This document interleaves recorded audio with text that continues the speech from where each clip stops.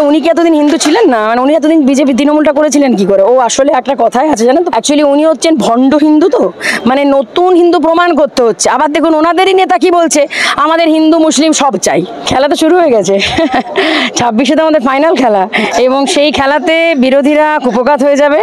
আমি তো একটা কথাই বলতে চাই, যে বিরোধীদের উদ্দেশ্যে একটা কথা বলতে চাই, যে যতই না আরও ষড়যন্ত্রের কলকাঠি, নবান্নে চতুর্থবারের জন্য আবার যাবে মমতা ব্যানার্জির হায়ার চটি। মমতা ব্যানার্জি বক্তৃতা শেষ সহ সভামঞ্চ থেকে বললেন যে খেলা হবে, কি বলবেন? খেলা তো শুরু হয়ে গেছে 26-এ তো আমাদের ফাইনাল খেলা, এবং সেই খেলাতে বিরোধীরা কুপকাত হয়ে যাবে। আমি তো একটা কথাই বলতে চাই, যে বিরোধীদের উদ্দেশ্যে একটা কথা বলতে চাই, যে যতই না আরও ষড়যন্ত্রের কলকাঠি, নবান্নে চতুর্থবারের জন্য আবার যাবে মমতা ব্যানার্জির হায়ার চটি।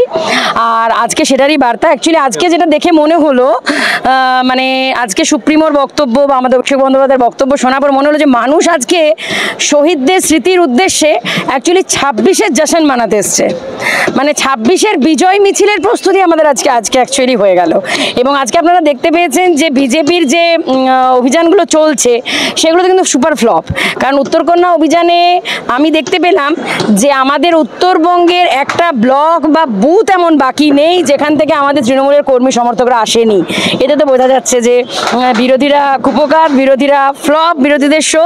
আর এই শো তো আজকে মেগা হিট। ফিরহাদ হাকিম বলছেন যে বিজেপি হচ্ছে ছাগলের 3 নম্বর সন্তান, কি বলবেন?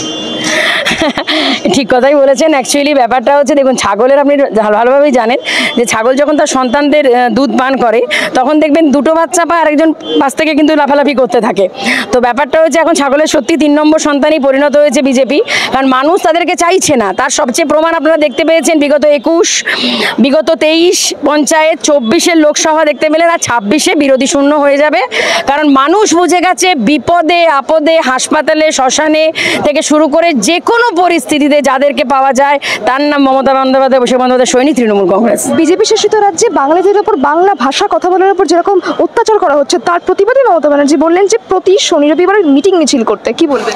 একদম, কারণ আমরা তো একটা কথা মনে করি, আমরা বাঙালি, আমরা বাংলায় গান গাই, বাংলায় রই। এবং সবচেয়ে বড় কথা, আজকে প্রতিটা রাজ্যে যেভাবে বাংলাভাষী মানুষদের উপর আক্রমণ করছে, এবং বিজেপির এটা একটা পরিকল্পিত ষড়যন্ত্র। আজকে দেখুন প্রচুর মানে বাংলাভাষী মানুষ ছাড়াও প্রচুর অবাঙালি মানুষও তো বাংলায় আছে, কিন্তু আজকে একটা অবাঙালি মানুষ বলতে পারবে না, সেটা যে দলই করুক, যে পশ্চিমবঙ্গে তৃণমূল কংগ্রেসের সরকারের হাতে তারা কোনোভাবে প্রহিত হয়েছে, অপমানিত হয়েছে। তাহলে কেন? ভারতবর্ষ সবার, এবং সেখানে যে কোনো ধর্মের, যে কোনো জাত, যে কোনো বর্ণের, যে কোনো রাজ্যের মানুষ যে কোনো জায়গায় কাজ করতে পারে।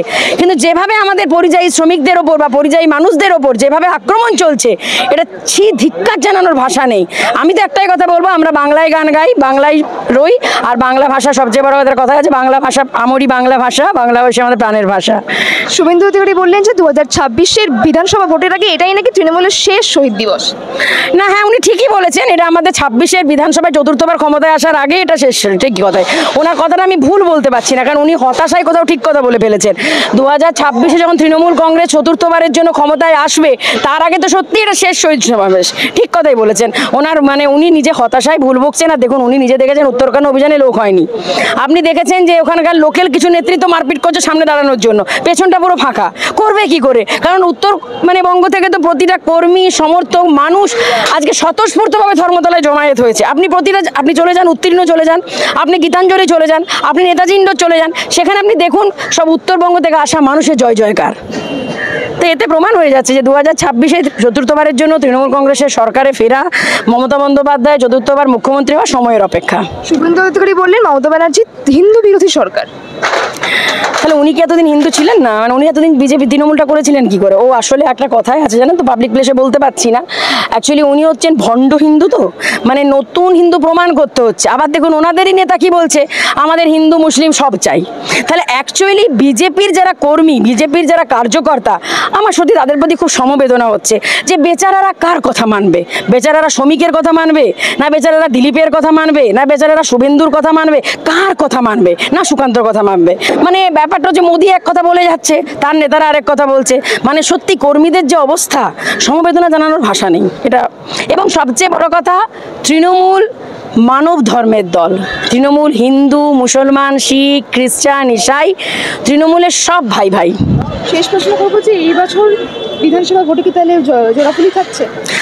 100%। মানে আমরা চতুর্থবারের জন্য ক্ষমতায় এসে গেছি মানুষের ভালোবাসায়। আমাদের কাছে এখন দেখার বিষয় সেটা 220 হয় না 230 হয় না 240 হয়। আমরা অলরেডি 180টা সিট নিয়ে অলরেডি চতুর্থবারের জন্য চলে এসেছি।